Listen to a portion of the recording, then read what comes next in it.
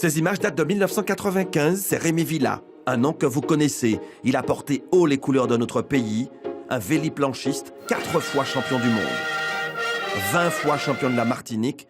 Mais ce que l'on sait moins, c'est qu'il a été touché il y a quelques années par un cancer, une tumeur à l'oreille interne.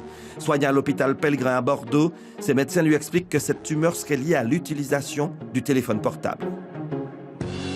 Les médecins m'ont dit clairement, tout ceci est dû au téléphone portable. Notre service pour les tumeurs à l'acoustique a été augmenté par 5, multiplié par 5 depuis l'avènement du portable. J'ai fait tout ce qu'il ne fallait pas faire.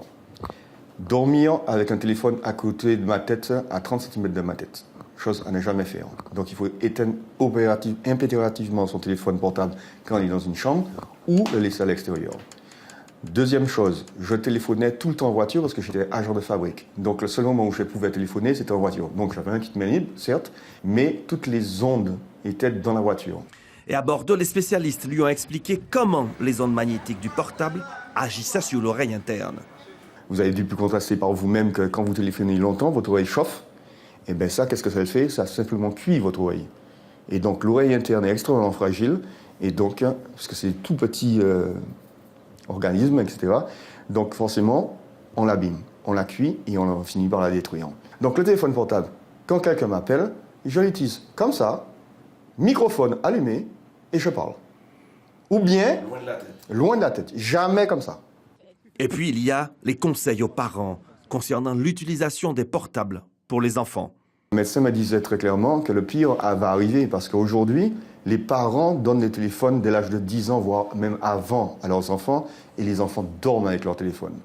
Alors ça, le cerveau n'est pas encore construit, etc. Donc il est encore plus sensible et les dégâts seront plus importants encore.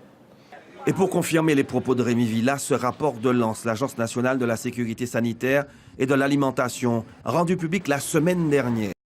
Il recense les sources auxquelles sont exposés les enfants, Wi-Fi, jouets connectés, téléphones portables, tablettes. Mais ce que l'on apprend dans cette étude, c'est que des chercheurs japonais et taïwanais ont trouvé que ces ondes agiraient sur la santé mentale des préadolescents. Dépression, comportement à risque, tentative de suicide pourraient être provoquées par l'utilisation précoce de ces objets connectés. Et enfin, dernier conseil de Rémi Villa, évitez les portables dans les poches. Les ondes affectent également les organes génitaux.